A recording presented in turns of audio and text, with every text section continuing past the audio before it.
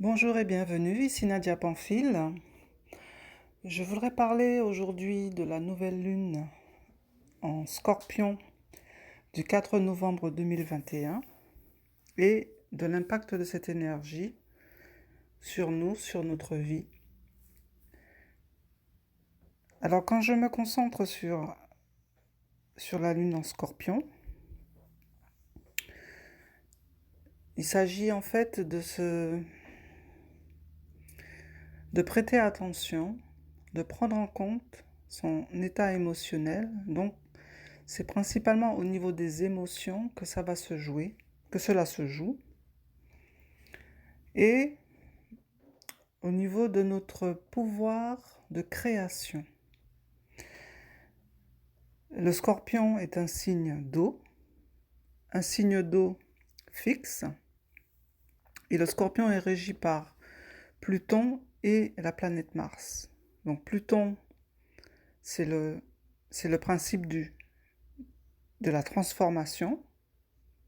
Donc quand on parle de mort et de renaissance, donc c'est essentiellement l'énergie de Pluton qui permet cela. Donc on est vraiment dans cette énergie qui nous amène, qui nous appelle à la renaissance. Donc c'est vraiment ce qui caractérise l'énergie du scorpion. Et pour que cette transformation ait lieu, c'est-à-dire que on est dans un signe d'eau, comme je vous disais, donc il faut aller au fond, au cœur de ses émotions, mais dans les profondeurs de son être. Et c'est-à-dire dans ce qui est inconscient.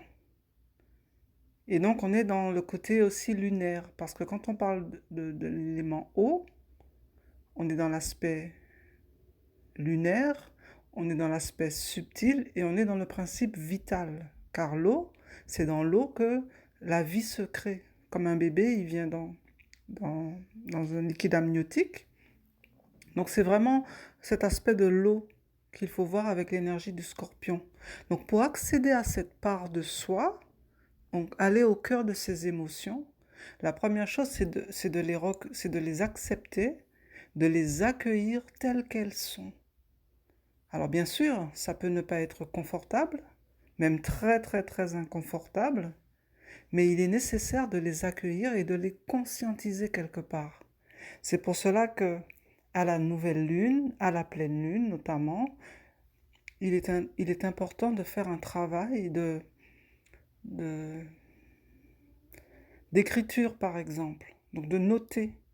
Parce que souvent, on reste dans l'émotion, on reste attaché à l'émotion. Or, nous ne sommes pas nos émotions. Nous sommes traversés par des énergies et nous stockons certaines informations à l'intérieur de nous qui fait que, quelque part, nous croyons que c'est nous. Donc, nous avons euh, attaché des émotions dans notre corps d'eau parce que nous avons vécu certaines situations qui nous ont blessés, notamment si on parle des blessures de l'enfant intérieur, mais toutes ces informations sont bloquées dans notre eau. Et comme l'eau est liée à nos émotions, nous croyons que ces émotions nous appartiennent. Or, c'est en libérant la charge mentale, en libérant la croyance que nous sommes nos émotions, et en travaillant avec les principes de vie, la force de vie, par exemple la force suprême, on dirait l'amour, pas l'amour comme on peut l'entendre dans le sens duel, mais vraiment l'amour en tant que principe de vie, alors on peut quelque part switcher à l'intérieur de soi. Il s'agit d'amener une certaine conscience dans ce que nous vivons, et ça passe essentiellement par nos émotions. Pourquoi? Parce que nous sommes composés essentiellement d'eau. L'élément le plus important du corps humain, c'est l'eau. Et donc, les émotions sont un véhicule par lequel notre âme nous parle. Donc, écouter ces émotions et ce qu'elles ont à nous dire, les, les recueillir, les accueillir pour aller traiter l'information que nous avons identifiée ou que nous avons bloquée à l'intérieur de nous pour nous en libérer. Donc chaque émotion dit quelque chose.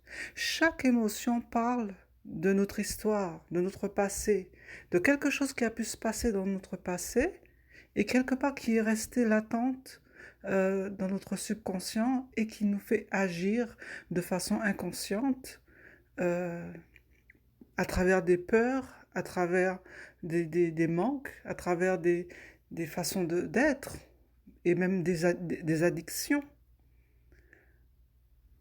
Donc c'est ce que nous invite cette nouvelle lune en Scorpion, c'est à conscientiser nos émotions et l'information qu'elles cachent, qu'elles véhiculent, que nous portons en nous parce que nous les avons euh, acceptées, nous les avons gardées à l'intérieur de nous comme faisant partie de nous. Et à la pleine lune, il y a un autre travail, entre guillemets, qui va se faire en parallèle ou en miroir de cela, mais c'est vraiment d'identifier les émotions qui nous traversent et de les reconnaître, d'aller peut-être contacter cet enfant intérieur, ses blessures, pour les identifier, pour voir que, oui, quand j'ai été enfant, on peut avoir des blessures conscientes et des blessures inconscientes, bien sûr. On peut faire un certain type de travail pour aller démêler les blessures inconscientes, mais déjà commencer par ce qui est disponible à la conscience et noter, j'ai été blessé quand ma mère, mon père, mon frère, ma soeur, ou telle situation s'est passée, tel événement est arrivé, et donc j'ai bloqué dessus. Donc il y a quelque chose à l'intérieur de moi qui m'a fait vivre cela comme une atteinte à mon intégrité personnelle. Et donc, cette information est enregistrée. Et après, cette information, elle tisse un réseau à l'intérieur de soi. L'esprit le prend comme une part de son identité et on crée à partir de ça. Mais tout ça, ce sont la plupart du temps des processus inconscients. Donc, c'est vraiment ce à quoi nous invite la nouvelle lune en Scorpion. Ne serait-ce que de recenser les émotions qui nous traversent pour aller conscientiser l'information que notre âme veut que nous démêlions. Et cela peut être un travail de guérison émotionnelle et spirituelle, parce que tout ce qui est conscientisé, tout ce qui est vu, est quasiment libéré. Après, c'est sûr qu'il faut aller enlever la charge mentale et identifier les comportements, les attitudes, certaines croyances qui peuvent effectivement découler de cette blessure qui a été ancrée souvent, bien souvent depuis l'enfance. Donc voilà ce que je voulais partager par rapport à la lune, à la nouvelle lune et ce qui nous est demandé. Après, en fonction euh, des intentions de chacun, de là où on se situe dans sa vie, dans son cheminement personnel. Donc on peut aussi aller chercher les prédictions associées à cette nouvelle lune.